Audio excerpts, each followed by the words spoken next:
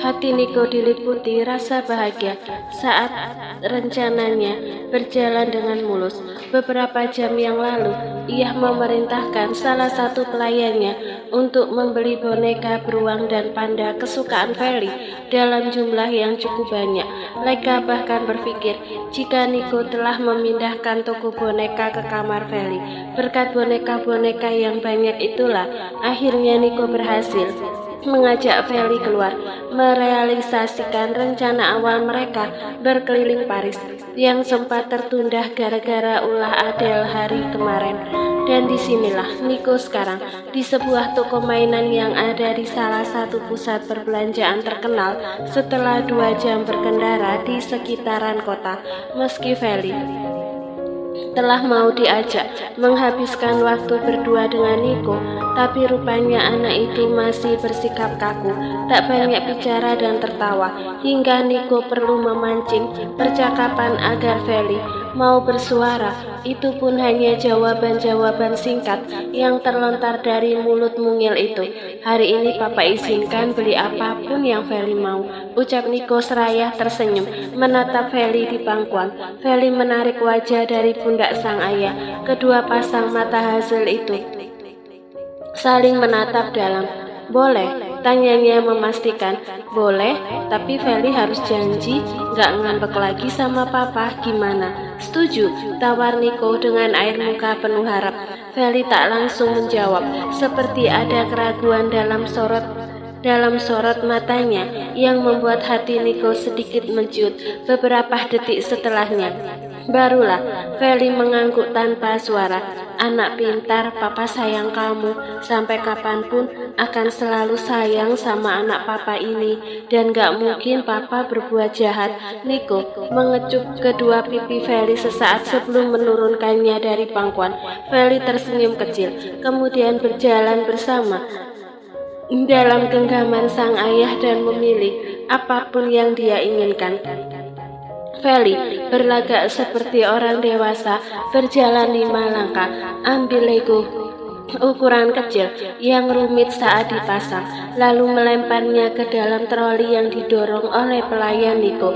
Berjalan lagi 5 langkah, bersembunyi di dalam saku celana, lalu mengambil mainan peralatan masak yang harganya setara dengan sebuah smartphone Android dan dia lempar ke dalam troli. Terus seperti itu sampai troli benar-benar penuh. Bahkan Niko yang melihatnya pun tak bisa untuk tidak tertawa. Fel, tunggu sebentar di sini, oke? Papa mau angkat telepon dulu, ucap Niko setelah membayar seluruh barang belanjaan di kasir. Feli mengangguk, lalu duduk dengan hikmat di kursi tunggu. Sementara itu Niko sedikit menjauh dari keramaian untuk berbicara dengan Jonathan lewat panggilan telepon. Namun matanya tetap awas memperhatikan Feli. Dari tempat duduk, Feli tak sengaja melihat seorang anak yang tampak seumuran dengannya yang duduk tepat di sampingnya. Anak lelaki itu tampak murung dan jiwa kepo Feli seketika mencuat ke permukaan. Kau beli mainan banyak, tapi kenapa wajahmu sedih? Tanya Feli dengan ragu. Di samping anak lelaki itu terlihat sebuah kantong besar berisikan mainan, sementara orang tuanya entah kemana. Anak lelaki itu tak bersuara, wajahnya kian murung. Feli lantas mengeluarkan sebatang coklat pemberian ayahnya dari dalam tas lempang, lalu dia berikan pada anak lelaki tersebut. Untukmu, kata Feli dengan sebuah senyuman. Semula anak lelaki itu tampak ragu, tapi tak urung dia menerima coklat itu. Terima kasih, ucapnya. Di mana ayahmu? Kenapa kau sendirian? Tanya Feli penasaran. Aku kesini bersama ibuku. Aku tidak punya ayah. Anak lelaki itu menjawab masih dengan raut murung. Memangnya kemana ayahmu? Dia pergi karena tidak menyayangiku. Ayahku selalu menyakitiku dan ibuku.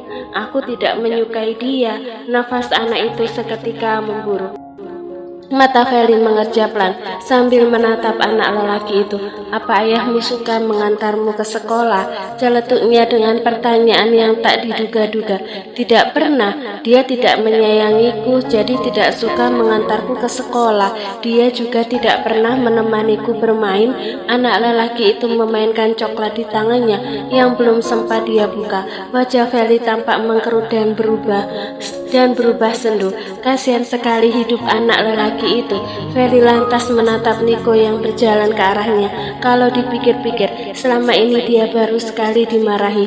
Ayahnya bahkan selalu menjemputnya di sekolah dan tak pernah absen menemaninya bermain setiap hari. Ternyata ayahnya tak jahat, bukan? "Kau suka coklat?" tanya Feli kemudian. "Sangat suka. Kalau begitu, ini semua untukmu.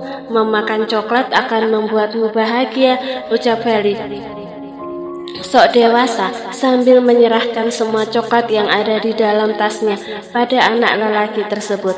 Feli lantas berlari menghambur ke pelukan Niko yang terkejut melihatnya tersenyum lebar. Padahal beberapa saat yang lalu bibir anak ini selalu merengut cemberut. "Aku sayang papa," ucap Feli merengek dengan kedua tangan melingkari leher Niko.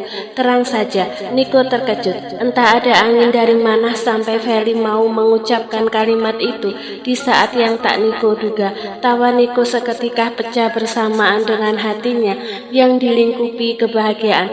"Papa lebih sayang kamu, Fel." Niko menghujani wajah Feli dengan kecupan-kecupan kecil hingga terdengar gelak tawa dari mulut anak itu. Setelah memastikan Feli tertidur lelap, Niko masuk ke dalam kamarnya dan mendekati Lekah yang tengah mengaplikasikan krim malam di wajah. Berdiri di belakang, merundukkan badan untuk mengecup puncak kepala Lekah. "Bagaimana caranya kamu menaklukkan Feli?" tanya Lekah sambil menatap Niko dari cermin. "Rahasia." Niko mengangkat kedua bahu. "Jangan panggil aku Niko kalau nggak bisa menaklukkan kalian berdua," ucapnya tersenyum ponga. Lekah memutar bola matanya malas. "Aku belum ya, aku masih marah sama kamu." "Baiklah, suka-suka kamu sayang, tapi aku nggak menjamin kemarahan kamu akan bertahan sampai besok." Niko kembali merunduk, melingkarkan kedua tangan di perut Lekah dengan dagu bertumpu di pundak. "Anak kita bergerak."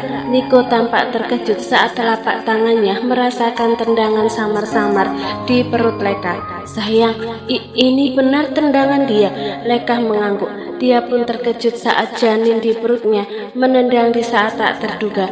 Dia baru menendang lagi sekarang. "Dari kemarin aku khawatir karena gak ada gerakan sama sekali." Lekah menempelkan tangan di perut dengan senyuman merekah.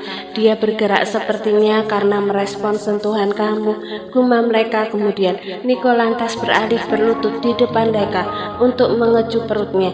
Hatinya bergetar serta dilingkupi perasaan haru. "Cepatlah berkembang, nak. Papa nggak sabar ingin segera bertemu kamu." Niko bergumam sesaat sebelum mengecup perut Lekah lagi. Lekah menampakkan senyuman kecil melihat tingkah suaminya. Setelah puas mengobrol sendiri, Niko kemudian berdiri dan menarik tangan Lekah agar ikut bersamanya. "Mau kemana?" tanya Lekah ingin tahu sembari mengikuti langkah Niko di sampingnya. Tangan Niko merangkul pinggangnya erat. "Ke suatu tempat. Setelah ini aku yakin kamu gak akan marah lagi sayang," ucap Niko dengan seringaian menggoda. Langit malam itu tampak ditaburi bintang, membuat Lekah yang keluar dari mansion menengadahkan kepalanya untuk menikmati keindahan itu beberapa saat. Bibir Lekah mengulas senyum lebar pada bulan sabit yang juga tengah menyunggingkan senyum. Di atas sana, Niko yang berjalan di samping Lekah, atau lebih tepatnya menempelinya persis seperti permen karet itu pun berdecak lidah protes. Niko menghentikan langkah dan otomatis Lekah yang ditempelinya pun ikut berhenti. "Kenapa?" tanya Lekah saat ia menatap Niko yang tengah menautkan kedua ujung alisnya. "Dari kemarin kamu gak pernah tersenyum seperti itu padaku, Lekah. Tapi kenapa sama benda langit yang gak melihatmu, kamu malah tersenyum ceria begitu?" protes Niko dengan menampakkan kekesalannya dalam raut wajah itu.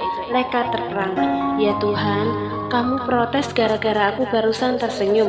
tanyanya tak percaya. Iya, jawab Niko dalam gumaman. Aku cemburu kalau kamu lebih menunjukkan keceriaan pada orang lain atau benda apapun, padahal di sampingmu ada aku.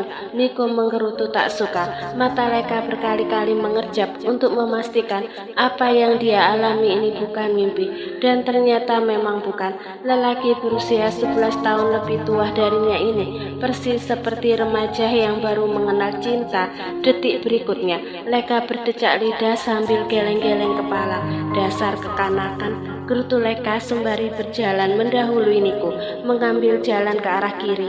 Hei, mau kemana? Seru Niko, yang membuat langkah Leka terhenti seketika. Leka menampakkan cengiran kecil di wajah sambil memutar tubuh menghadap Niko. Dia menggeleng seraya berkata asal, mau ke tempat yang akan kamu tunjukkan. Niko berdecak lidah, kemudian mendekati Leka, berdiri di hadapannya dengan kepala merunduk untuk memangkas jarak wajah mereka, hingga nafas hangat Niko terasa menerpa pipi perempuan itu.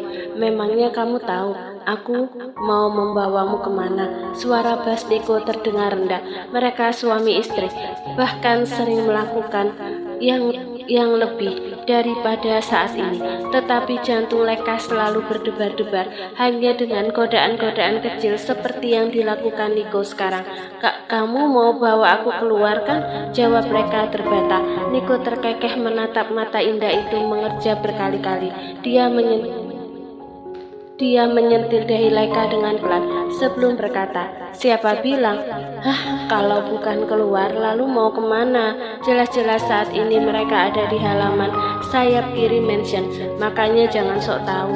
Niko mengelum senyum, lantas meraih tangan Leka, menggenggamnya erat dan menariknya berjalan ke arah kanan untuk menaiki tangga. Tangga itu berakhir di sebuah jembatan yang menghubungkan bangunan utama yang mereka tempati dengan bangunan di sayap kanan. Bangunan itu jauh lebih kecil dan hanya digunakan untuk bersantai. Leka tak tahu apa yang akan Niko lakukan di sana. Dia hanya mengikuti kemanapun Niko membawanya, dan kini mereka berakhir di rooftop. Mata Leka membulat ketika ia menatap pemandangan di depan mata. Rooftop yang tak terlalu luas itu telah dihiasi lampu-lampu di setiap sisi, dengan sebuah meja di bagian tengah yang dilengkapi lilin, juga beberapa hidangan pastry. Sudah kubilang, jangan panggil aku Niko kalau nggak bisa melulukan kamu, ucap Niko jemawa, seolah mengerti arah pikiran Leka yang tampak terkejut. Niko lantas membawa Leka duduk di salah satu kursi. Jangan percaya diri dulu, sanggah Leka yang membuat Niko terkekeh. Kalau aku tahu kamu telah menyiapkan ini, aku nggak mungkin pakai baju tidur. Leka memprotes seraya mengamati dress satin selutut yang melekat di tubuh. Nggak masalah sayang, aku telah menyiapkan outer untukmu supaya nggak kedinginan. Niko berjalan ke belakang Leka dengan sebuah pakaian hangat di tangan. Cuaca malam itu memang tak terlalu dingin, tapi akhir-akhir ini Niko selalu rewel dengan kesehatan Leka, mengingat ada janin di perut yang makin membuat Niko khawatir.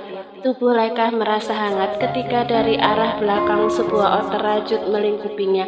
Tangan Niko menggenggam erat bahu Leka dan merundukkan kepala untuk mengecup pipi kanannya. Leka berdeham. Beruntung pencahayaan tak terlalu terang hingga Niko tak akan melihat pipi merahnya. Mata Leka bergerak mengikuti siluet Niko yang berjalan dan duduk tepat pada kursi di hadapan. Lelaki itu menuangkan jus pomegranate favorit Leka ke dalam gelas tinggi. Minum ini sayang, ini bagus untuk perkembangan anak kita. Seulas senyum terbit di bibir Leka saat menerima minuman itu dari tangan Niko, lantas meminumnya. Hampir semua pastry yang terhidang di atas meja adalah kesukaan Leka. Tak tertinggal makaron yang merupakan menu wajib. Kapan kamu menyiapkan semua ini yang? Leka menaikkan pandangan dari atas meja ke arah Niko. Coba ulangi lagi kalimatmu barusan, perintah Niko dengan senyuman menggoda. Leka yang tak tahu maksud Niko pun lantas mengulang kalimatnya. Kapan kamu menyiapkan semua ini yang? Ups, sontak Leka menutup mulutnya menggunakan telapak tangan. Dia keceplosan memanggil Niko dengan panggilan kesayangannya. Pada saat ini Leka masih berada dalam mode marah. Tawa Niko meledak bersamaan dengan angin malam yang menyapa kulit mereka. Kamu cuma marah di mulut saja, Leka, tapi hati kamu sebaliknya. Kamu merindukanku. Jangan percaya diri dulu. Cuma aku yang tahu isi hatiku. Gilah, Leka. Yakin kamu gak merindukanku? Mata Niko memicing dan tak lepas dari Leka.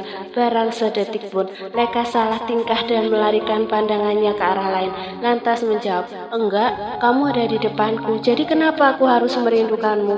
Baiklah, kita buktikan kalau ucapanmu itu bohong. Niko beranjak dari kursi, mendekati Leka dan tanpa aba-aba dia mengangkat tubuh ramping itu dalam sekali hentakan, membuat Leka sempat memekik terkejut, tapi tak bisa memberontak.